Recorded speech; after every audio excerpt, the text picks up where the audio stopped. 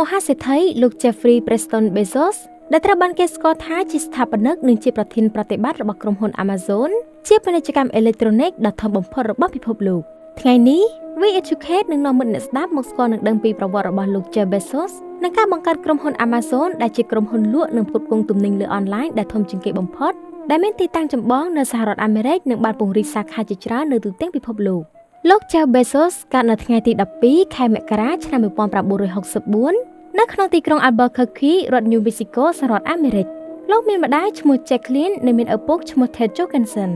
អ្នកទាំងពីរបានរៀបការជាមួយគ្នាទាំងវ័យក្មេងនិងកំពុងសិក្សាទៀតផងក្រោយរៀបការមិនបានយូរប៉ុន្មានអ្នកទាំងពីរក៏លែងលះគ្នាដែលបន្សល់ទុកនៅកូនដែលជាចំណងអាពាហ៍ពិពាហ៍គឺលោក Jeff Bezos ហើយក៏បែរទៅមានគ្រួសារថ្មីរៀងៗខ្លួន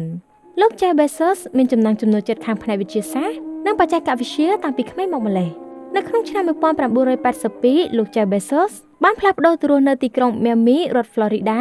និងបានចូលរៀននៅវិទ្យាល័យជាន់ខ្ពស់ Miami Palmetto ផងដែរបន្ទាប់មកនៅឆ្នាំ1982លោក Bezos បានចូលរៀននៅសាកលវិទ្យាល័យ Princeton ដំបូងឡើយគាត់បានសិក្សាផ្នែករូបវិទ្យាប៉ុន្តែក្រោយមកបានផ្លាស់ប្ដូរទៅជាវិស្វកម្មអេឡិចត្រូនិកនិងវិទ្យាសាស្ត្រកុំព្យូទ័រវិញនិងបានបញ្ចប់ការសិក្សាក្នុងឆ្នាំ1986ក្រោយពីបានបញ្ចប់ការសិក្សាលោកបានចូលបម្រើការងារជាលើកដំបូងនៅ Vitel ដែលជាការចាប់ផ្ដើមទូរគមនាគមន៍ FinTech ជាកន្លែងដែលគាត់ត្រូវបានប្រគល់ភារកិច្ចឲ្យបង្កើតបណ្ដាញសម្រាប់ពាណិជ្ជកម្មអន្តរជាតិក្នុងឆ្នាំ1988ដល់ឆ្នាំ1990ហើយក្នុងឆ្នាំ1990ដល់ឆ្នាំ1994គាត់បានធ្វើការនៅ D.E. Shaw & Co និងបានក្លាយជាអនុប្រធានជាន់ខ្ពស់ទី4របស់ D.E. Shaw នៅអាយុ30ឆ្នាំនៅពេលហិរញ្ញវត្ថុរបស់លោករកចំណូលបានច្រើនគួរសមពីការងារនេះលោក Bezos បានជ្រើសរើសធ្វើការប្រថុយប្រឋានមួយចូលទៅក្នុងពិភពពាណិជ្ជកម្មអេឡិចត្រូនិកនៅថ្ងៃទី5ខែកក្កដាឆ្នាំ1994លោកនិងភរិយាក៏បានចាកចេញពី D.E. Shaw & Co និងបានកំណត់គោលដៅសក្តានុពលទីផ្សារអ៊ីនធឺណិតដែលបានហាងលក់សៀវភៅតាមអ៊ីនធឺណិតមួយឈ្មោះថា Amazon.com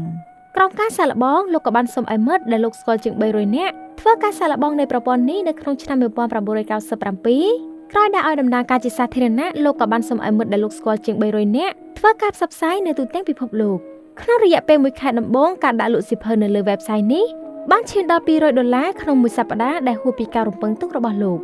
និងក្រុមការងាររបស់លោកក៏បន្តពង្រឹងនិងពង្រីកបន្ថែមដែលបានដាក់បញ្ចូលនៅមុខងារដែលមិនធ្លាប់មានដូចជា One Click Shopping និងបានធ្វើការបញ្ជាក់ឡើងវិញនៅការធ្វើការបញ្ជាទិញតាមរយៈសារអេឡិចត្រូនិកបានឃើញពីភាពរីកចម្រើននិងជោគជ័យរបស់ website លក់សៀវភៅតាមអនឡាញនេះធ្វើឲ្យបណ្ដាអ្នកវិភាគមួយចំនួនលើកឡើងថាតើក្រុមហ៊ុនរបស់លោកអាចនឹងរក្សាតំណែងបានយូរប៉ុណ្ណាខណៈពេលដែលក្រុមហ៊ុនលក់រាយធំៗយូរមកហើយបាននឹងកំពុងដាក់លក់លើអ៊ីនធឺណិតដែរនោះ2ឆ្នាំក្រោយមកតម្លៃនៃទីផ្សារភាគហ៊ុនរបស់ Amazon ក៏បានកើនឡើងច្រើនជាងភាគហ៊ុនរបស់គូប្រជែងទាំងពីរនោះប៉ុន្តែបន្ទាប់ពីទទួលបានជោគជ័យមិនយូរប៉ុន្មានលោក Jeff Bezos បានប្រាប់អ្នកវិនិយោគរបស់លោកថាមានឱកាស 70% ដែលយើងនឹងបាត់បង់ក្រុមហ៊ុនរបស់យើងព្រោះក្រុមហ៊ុននេះជាខ្សែធនតែម្ដាយនិងឪពុករបស់លោកបានផ្ដល់ប្រាក់ឲ្យលោក Jeff ប្រមាណជាង$30,000ដើម្បីវិនិយោគលើក្រុមហ៊ុនរបស់លោកដើម្បីពង្រីកបន្ថែមហើយក្រោយមកក្រុមហ៊ុន Amazon បានវាយដៃគូប្រជែងពីអ្នកលក់រាយសៀវភៅធំៗដូចជា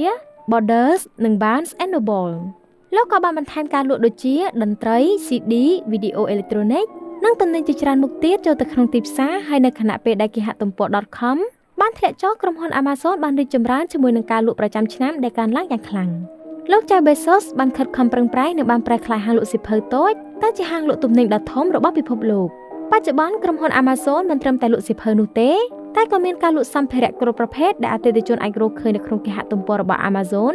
ដូចជាសម្ភារៈអេឡិចត្រូនិកគ្រឿងសង្ហារិមគ្រឿងសម្អាងនិងសម្ភារៈជាច្រើនទៀតម្យ៉ាងវិញទៀតលោក Jeff Bezos បានទទួលជោគជ័យក្នុងការពង្រីកក្រុមហ៊ុនរបស់ខ្លួនទៅក្នុងថ្នាក់អន្តរជាតិមិនត្រឹមមកពីការលក់សម្ភារៈគ្រប់ប្រភេទនោះទេតែក៏មកពីការពង្រីកទីផ្សាររបស់ក្រុមហ៊ុននេះទៅជាអាជីវកម្មច្រើនវិស័យផ្សេងៗទៀតដូចជាសេវាកម្មនិងឧបករណ៍ទស្សនាវីដេអូ Print Video and Roku Express សេវាកម្មអនឡាញឧបករណ៍បច្ចេកវិទ្យាច្នៃប្រឌិត Alexa or Echo និង Kindle និងសេវាកម្មលក់គ្រឿងទេសដែលទៅតែមាននេះយោងតាមការចេញផ្សាយសារព័ត៌មានរបស់ BBC ដែលសេវាកម្មក្នុងគ្រប់វិស័យនេះបានធ្វើឲ្យក្រុមហ៊ុន Amazon អាចប្រកួតប្រជែងដោយផ្ទាល់ជាមួយនឹងក្រុមហ៊ុនបច្ចេកវិទ្យាធំៗដទៃទៀតដូចជា